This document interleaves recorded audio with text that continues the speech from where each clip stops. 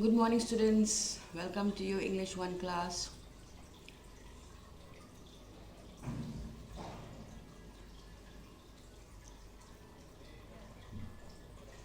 So how was that?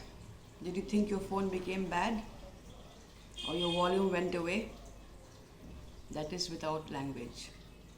How would the world be if we could not communicate with the help of words? It would be terrible, isn't it? Yes, so words are used to communicate with each other. Words have been building since time immemorial. It has been going on for years and years. Every year we have some new words put in the dictionary. Vocabulary is building. People are framing new words. And today's topic is wonderful words from your English 1 books. Okay? Honeysuckle, wonderful word. The poem Wonderful Words by Mary O'Neill. In this poem, she talks about language being a great communicator between people. People need language, be it any language, English, science, maths, or Hindi, Assamese, any language.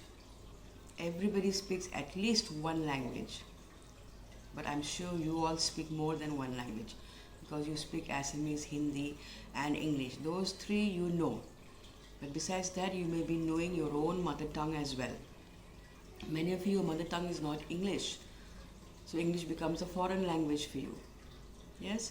So this poem is going to enhance our language skills. We are going to improve our language skills. In the upcoming video, you will see one game I have played there. And in that game is a word building game. And that helps in vocabulary, in increasing your vocabulary. Even a game called Scrabbles, Scrabbles, Scrabbles is a wonderful game for the family to play. So if you can, you buy that game and play with your family. Learn the rules and regulations mentioned in the box and you can play that with your family, with your brothers and sisters. It has got English alphabets, so I'm sure you can play that. So upcoming is the video about this poem, Wonderful Words. At the end, I'll also be giving you some questions which you have to write in your exercise copies. Okay, I've also explained the task working with the poem in the video, so please do that as well and complete your homework. I'll be sending you an assignment in Google Classroom. Under that assignment, you send me your homework, entire homework on the wonderful words. Okay, so continue watching. So these are the learning outcomes of the poem The Wonderful Words by Mary O'Neill. Mary O'Neill is the poet. Learning outcomes: to read a poem to understand, to identify new words and phrases, to understand the importance of language skills to shape ideas of the mind. Whatever idea comes to your mind, how do we bring it out in the form of words? So this poem will tell us that. Now, your homework is this bio sketch of Mary O'Neill. Okay, I have given you the information here. You make a bio sketch, write a paragraph about Mary O'Neill. So, born 13 August 1879, Longray, Ireland. Died 1967. Who is she? She's an Irish poet and dramatist. And friend of these people. These were also great people, very famous people. W.B. Yeats and George Russell. They were her friends. Studied at, where did she study? Dublin Metropolitan School of Art.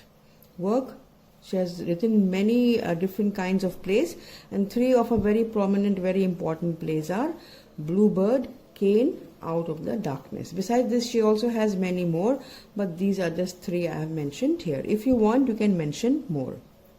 Okay, so please use all this information. This information has to be there in your bio sketch. If you want to add more of your own, you can add, but it should be facts. Don't make up stories. This information has to be there, plus more. Okay, let's continue. Before I start with the poem, The Wonderful Words, I would just like to show you a game which you can play with your friends. This is a wonderful English game. You can play with your friends, play with your family members. Let's take, for example, any word you want. Like, take, for example, pen. P-E-N, pen. Right? Now, what we need to do to increase our vocabulary, what we can do is take the last letter of N, and with N you make another word. With N comes what? nib. Right? Now the last letter of nib is B. Now with B we make another word. Say for example, bucket. Now the last letter is T. Make a word with T. Time. Right? Now the next word is E. With E make a word egg. The last letter in egg is G. G. Make a word with G. Say gun. So you can have one friend doing this and the other friend doing this. And there has to be time limit. You can put a time, like you may say 2 seconds or 3 seconds, 4 seconds for a word. So in this way you can play a game. And in this way you can build your vocabulary. So this we can call it an English game. For what? To increase your vocabulary. In this way your vocabulary, your brains will work faster and you will have many words. In no time you will have this page full of words. So this is one game that you can play. Okay. So now the poem, The Wonderful Words. Introduction is given here in the book. Imagine a world without language. All humans speak at least one language. I am sure you speak more than one language. The words we speak bring out our thoughts. Whatever we have in our brains, in our mind, we take it out in the form of words. Read the following poem on words.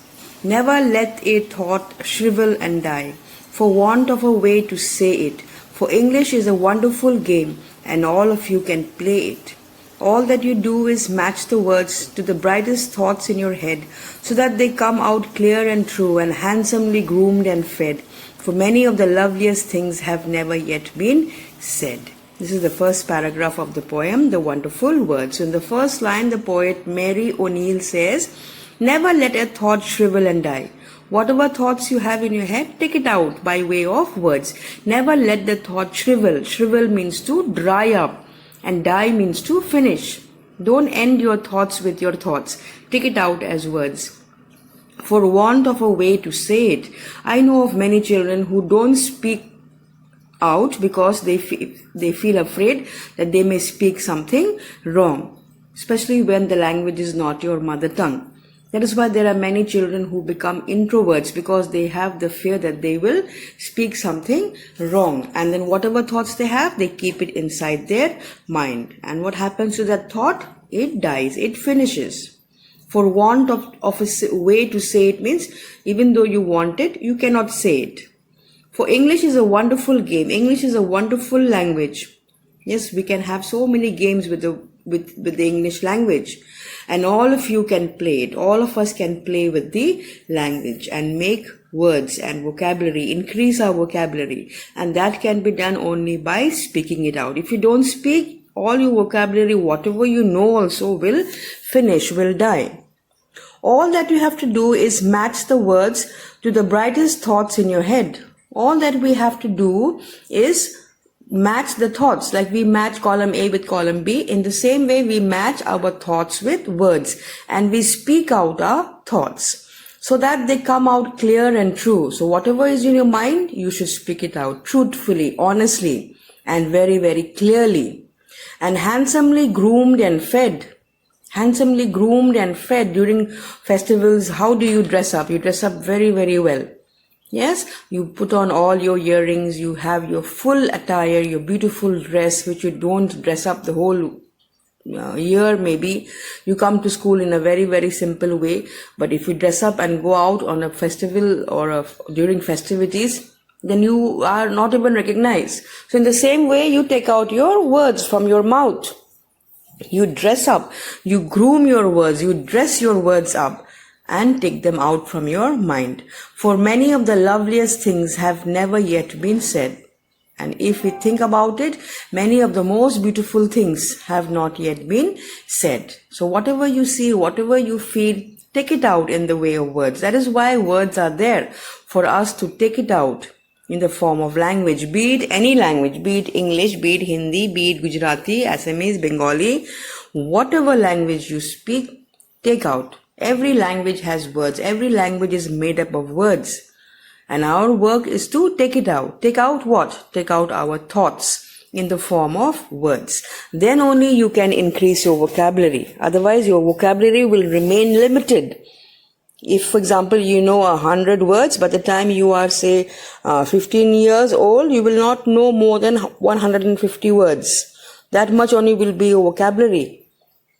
And how can we improve our vocabulary? By speaking out in whatever language you know. Most preferably in school, we speak it out in English. I hope that is clear. Let us continue with the next paragraph. So, for many of the loveliest things have never yet been said. There are so many things in our minds, and these beautiful things have not yet been said. So, the only option left for us is to speak it out, to say it out. Now, coming to next paragraph. Words are the food and dress of thought. They give it its body and swing. And everyone's longing today to hear some fresh and beautiful thing. But only words can free a thought from its prison behind your eyes. Maybe your mind is holding now a marvelous new surprise. This is the second paragraph. So like I told you in the first paragraph about how we dress up during pujas and our festivals. In the same way, words are the food and dress of thought.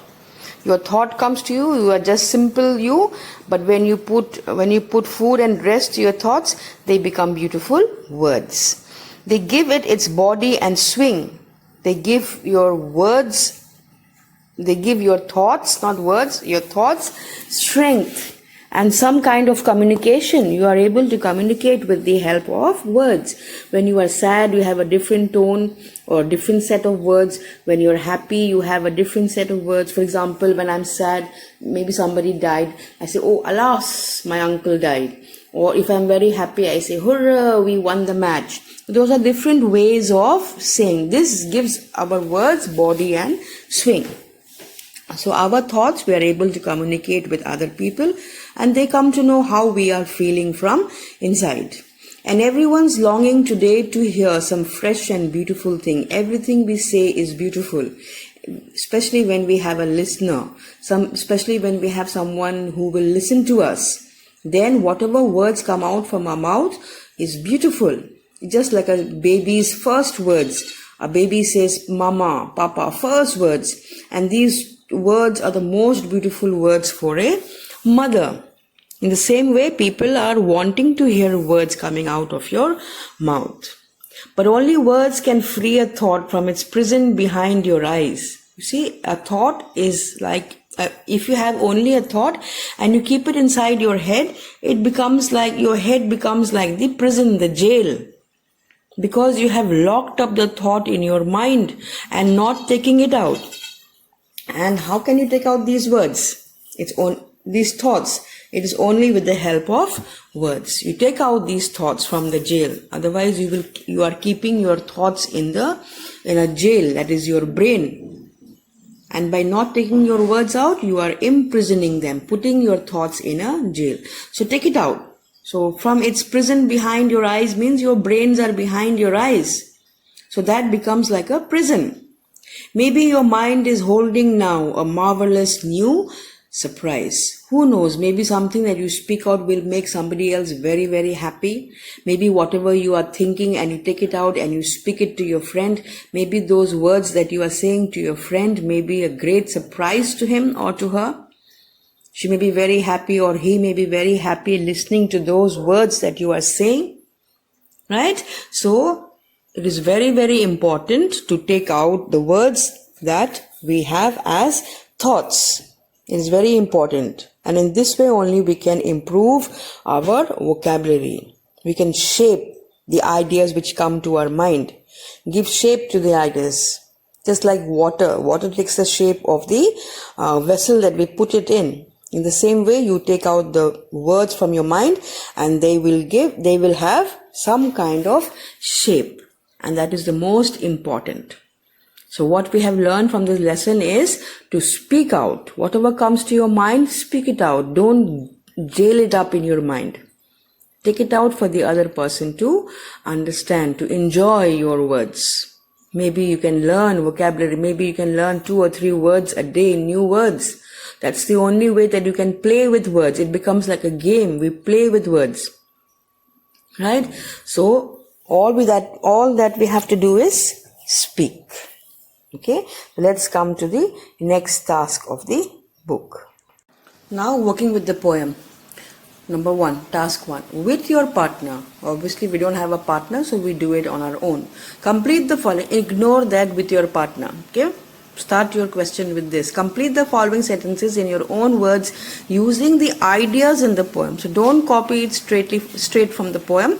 You use your own words. Do not let a thought shrivel and die because in the book it's given for want of a way to say it. Now this particular line you write it in your own words. Number 2, English is a dash with words that everyone can play. So one has to match dash. Words are the dash of thought. Yes, so these fill the blanks, you can do it in the book. And don't forget, it should be in your own words. Now coming to task 2. Now coming to task 2. In groups of 4. So again we cannot have groups of 4. So we will just think about these given lines here. There are 4 pairs of lines here. So we will think about it and write their meanings. We, in the sense, you will do it. First 2 lines, this is taken from the poem. All that you do is match the words to the brightest thoughts in your head. What do you think this means? I have explained to you during my explanation of the poem, so that you write it in very, very short, maybe 1 sentence or 2 sentences at the most, not more. Do not give me long paragraphs. Just give me 1 or 2 lines explaining this. What do you understand by this? It means that we need to match our words. Whatever thoughts come to our mind, we need to put them into words. That's your answer. Number 2, for many of the loveliest things have never yet been said. Give the meaning of that. And number 3, and everyone's longing today to hear. Longing means dying to. They really want to. Longing means that, oh, I long for a video game. So you really desire, you really want. And everyone's longing today to hear some fresh and beautiful thing. And number 4, but only words can free a thought from its prison behind your eyes. This I will not explain. I have explained this during my explanation of the poem. Okay, so this you can complete for your homework. Alright, so take care, and I hope you have understood it, and do the homework and send me only when I ask you to. Okay, but keep it ready by tonight. Keep it ready by tonight, don't forget. Okay, bye bye, have a good day.